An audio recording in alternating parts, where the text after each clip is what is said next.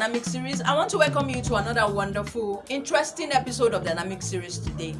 On this episode of Dynamic Series, we'll be talking about how to treat vaginal dryness, a continuation to the topic we treated last week, and we'll be going extensively and digging deep on what are those treatments that we can apply or things that we can apply to help us to treat vaginal dryness completely, because it is really a serious issue and a very sensitive one.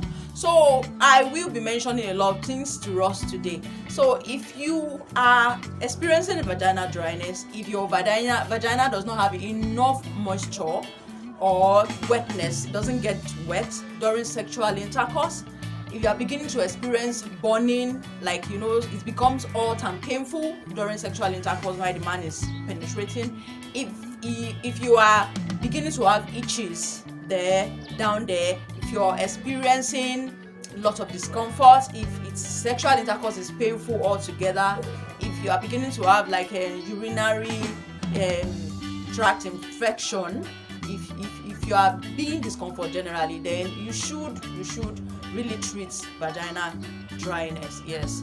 What are those things that we can do, or how do we treat vaginal dryness?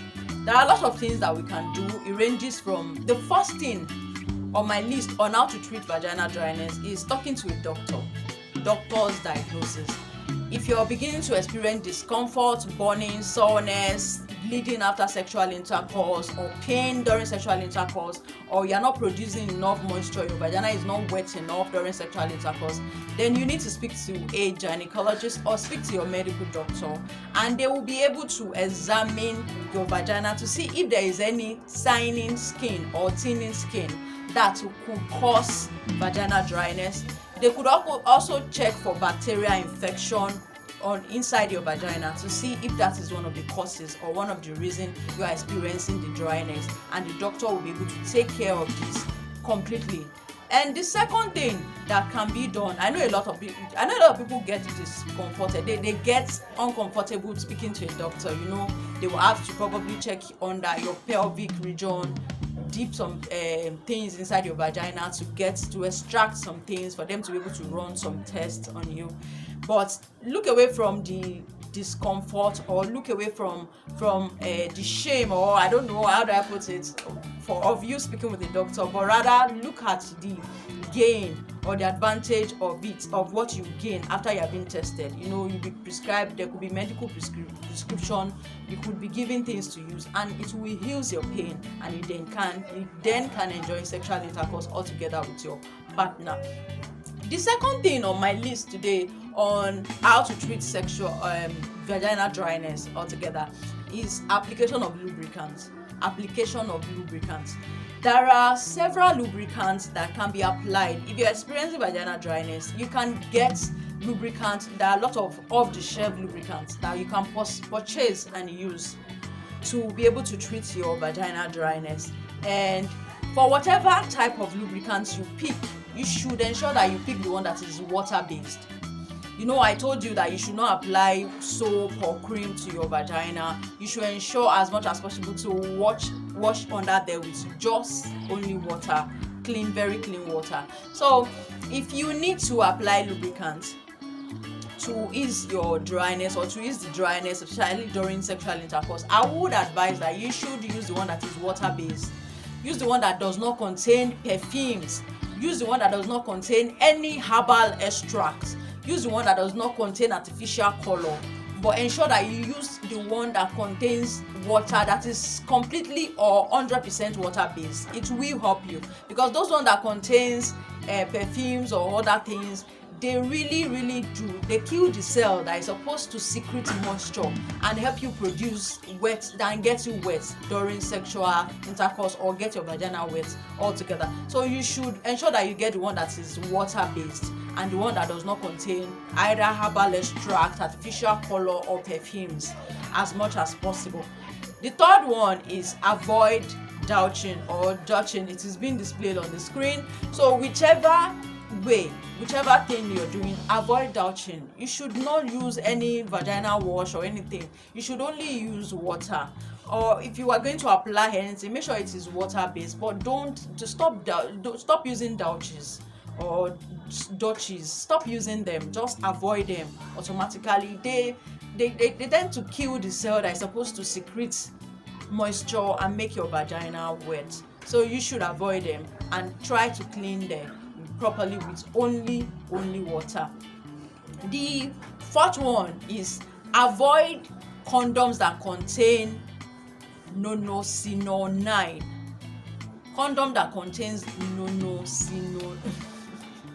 Avoid the fourth one is avoid condoms that contains nonocyanide or N9. Condom that contains nonocyanide or N9. They tends to, condom naturally is made with has a bit of, it produce a little bit of numbness. So the one that contains nonocyanide, they tends to they numb the skin. It makes the skin numb. You don't feel anything, you don't feel any pain. So avoid condoms that contains nonocyanide. That's for men. And ladies, if you're going to use lubricant under there, you should ensure that you use the one that is water based. That would really help to secrete enough hormones, to secrete enough it will help to produce enough cell that will secrete moisture under there, and at the same time it will help to produce an alkaline environment for the sperm to be able to travel and to stay during sexual intercourse. So you should pay attention to that. Then the fourth one, or the last treatment of vaginal dryness that we'll be talking about today, is getting estrogen supplements. I said drop in estrogen level causes vaginal dryness. So there are estrogen supplements that can be given to you, prescribed to you by your medical doctor to help to treat vaginal dryness, and like phytoestrogen. And there are several types of estrogen prescription that your doctor can give you.